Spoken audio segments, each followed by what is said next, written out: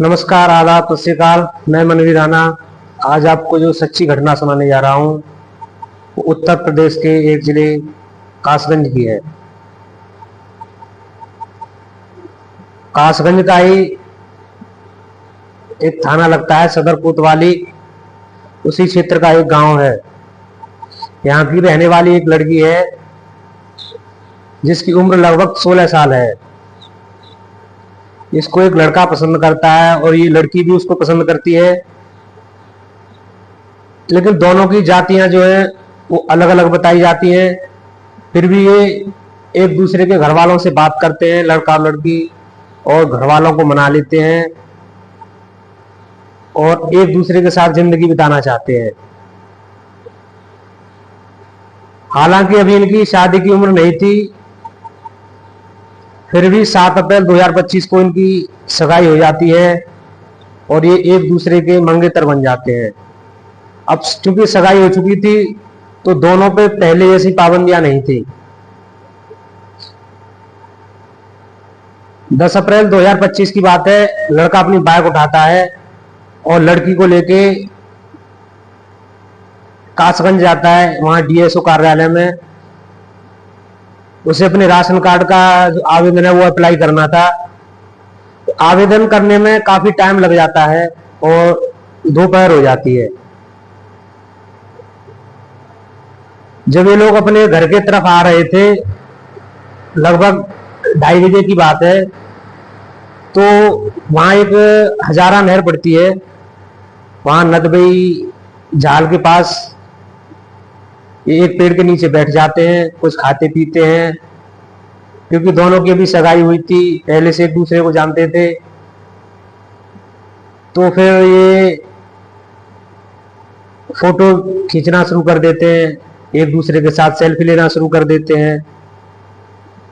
ये उस पेड़ के नीचे आराम कर रहे थे, तभी वहां पे बाइकों पे 4-5 लोग आ जाते हैं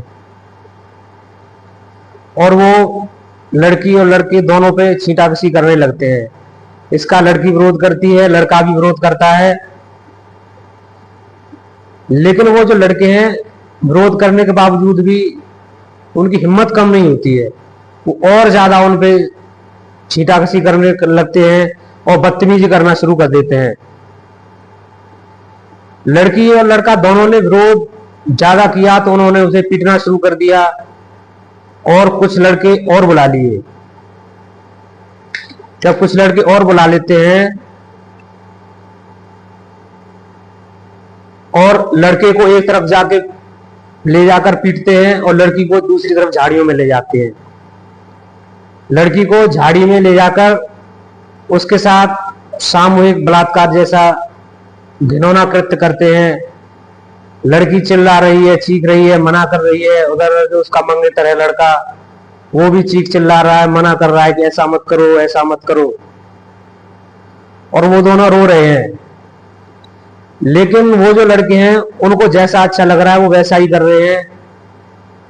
वो जो चीखने चिल्लाने की आवाज है, रोने की आवाज है, विनती करने की आवाज है, वो उनके कानों तक नहीं पहुंचती है। जैसा उनको अच्छा लगता है वो वैसा करते हैं।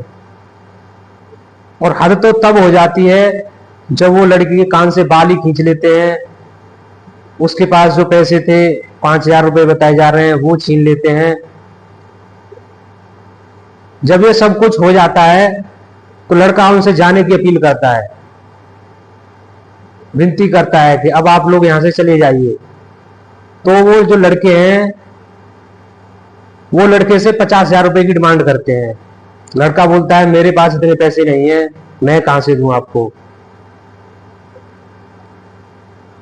तो वो उसका यूपीआई चेक करते हैं जो, और उसके यूपीआई में जो 5,000 रुपए थे वो दूसरे यूपीआई में ट्रांसफर करा लेते हैं और मौका पाते ही आराम से, बिना किसी डर, बिना किसी दहशत के, वो वहां से चले जाते हैं। अब जो लड़का लड़की है वो रो रहे हैं, बिलख रहे हैं। काफी देर रोने के बाद वो दोनों फैसला करते हैं कि इस बात को हम किसी को नहीं बताएंगे और ये बात आज के बाद ना हम आपस में करेंगे। ये बात यहीं के यहीं रहनी चाहिए, क्योंकि अगर समाज में ये बात पता लगेगी तो कोई भी हमारी इज्जत नहीं करेगा, रेस्पेक्ट नहीं करेगा, और ये वादा करके वो अपने अपने घर चले जाते हैं।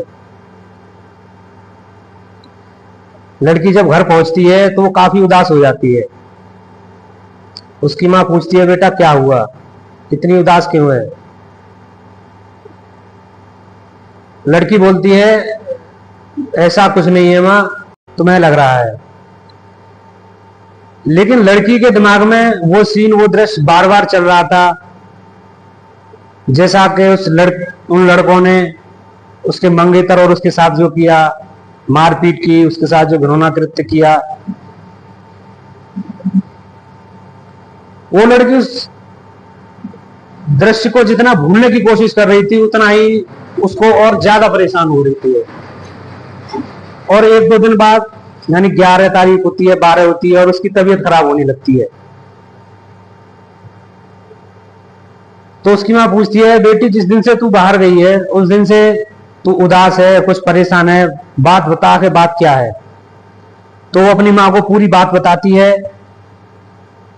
तो उसकी माँ भी रोने लगती है, वो भी रोने लगती है। फिर ये बात उसके परिवार वालों तक पहुंचती है। तो परिवार में सलाह मशवरा होता है कि उन लोगों को कैसे सजा दिलवाई जाए, कैसे उन आरोपियों को सलाखों के पीछे किया जाए। तो उनमें से कोई ये कहता है, तो ये चाइल्ड हेल्पलाइन नंबर है 1098, उस पर कॉल करते हैं और वहां अपनी शिकायत दर्ज करवाते हैं, हो सकता है उससे कुछ हो जाए। और उसके बाद वो 1098 पर कॉल करते हैं, तो कॉल सेंटर वालों को पूरी बात बताई जाती है। पूरी बात सुनने के बाद वो थाना जो सदर कोतवाली है उसको आदेश देते हैं कि जल्दी से जल्दी उस बेटी से मिला जाए, उसकी जो परेशानियां उनका कोई निराकरण किया जाए। तो जो सीईओ है वहां की, आंचल चौहान, और जो एसएचओ हैं वो अपनी टीम लेके उस लड़की के पास पहुंचते हैं। पहले जो सीईओ हैं आंचल चौहान जी, वो लड़की की मां से बात करती हैं, फिर अकेले में ले जाकर लड़की से बात करती हैं। लड़की अपनी जो आप बीती है पूरी सुनाती है उनको। सुनने के बाद वो उसे गले से लगा लेती हैं और बोलती हैं कि चिंता मत कर, जो भी उचित कार्रवाई होगी वो हम करेंगे।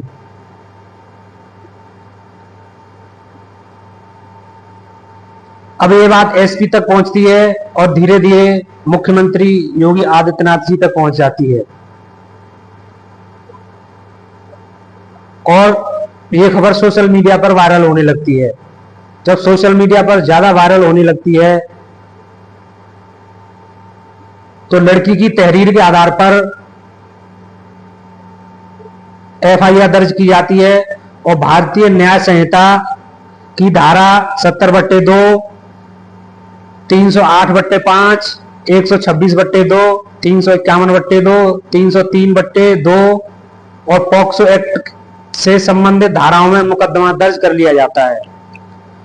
और जो हमारे मुख्यमंत्री जी हैं वो डीएम और एसपी को आदेश देते हैं कि जल्द से जल्द 5 लाख रुपए की सहायता दी जाए और जरूरी कदम उठाए जाएं।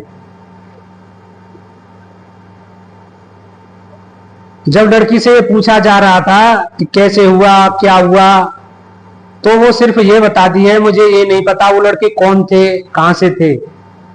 वो आपस में जो नाम ले रहे थे तो उनमें से 2 का नाम बता देती है।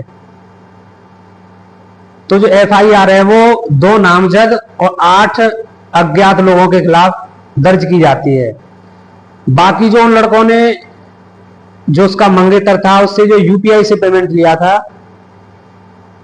दूसरे खाते में, उस खाते के आधार पर सारी डिटेल निकाल ली जाती है और एक एक करके गिरफ्तार कर लिया जाता है।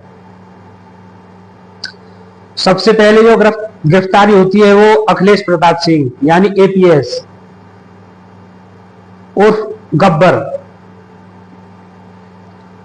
अमित कुमार, सोनू, अजय कुमार, रिंकू, सौरभ, ब्रजेश, सोनू, यानी कुल 8 लड़के पकड़े जाते हैं और 2 फरार बताए जाते हैं। हालांकि ये पुलिस की जांच का विषय है कि अभी इसमें कितने और लोग शामिल हैं और कितने अभी पकड़े गए हैं। जब एपीएस का नाम आता है तो ये खबर बहुत ज्यादा सोशल मीडिया पर वायरल होने लगती है, क्योंकि जो अखिलेश प्रताप सिंह उर्फ एपीएस है वो अपने आप को बीजेपी का नेता बताता है, बीजेपी का पदाधिकारी बताता है, और जो भी बीजेपी के कार्यक्रम होते हैं उन सब में जाता है, सांसदों के साथ फोटो खिंचाता है, विधायकों के साथ फोटो खिंचाता है। लेकिन जो बीजेपी के पदाधिकारी हैं कासगंज जिले के, उन्होंने साफ इनकार कर दिया है कि फोटो तो कोई भी किसी के साथ खिंचवा सकता है, सदस्यता कोई भी ले सकता है, लेकिन हमारा ना हम इसे जानते हैं ना पहचानते हैं। अब विपक्ष वाले इसका नाम और ज्यादा लेकर उजागर करते हैं कि बीजेपी वाले ये करवा रहे हैं, उसका बीजेपी में उठना बैठना है। और यह खबर हर न्यूज चैनल और जो अखबार हैं और जो वेब पोर्टल हैं सब पे वायरल होने लगती है। एम और एसपी जांच के आदेश देते हैं और इस लड़की की सुरक्षा के लिए 2 सशस्त्र बॉडीगार्ड, 2 लेडीज कांस्टेबल, यानी कुल मिला के 5 आदमी दिन में और 5 आदमी रात में इसकी सुरक्षा के लिए रखे जाते हैं। हालांकि लड़के की सुरक्षा से संबंधित अभी कोई अपडेट नहीं है, ना ही कोई जानकारी दी गई है।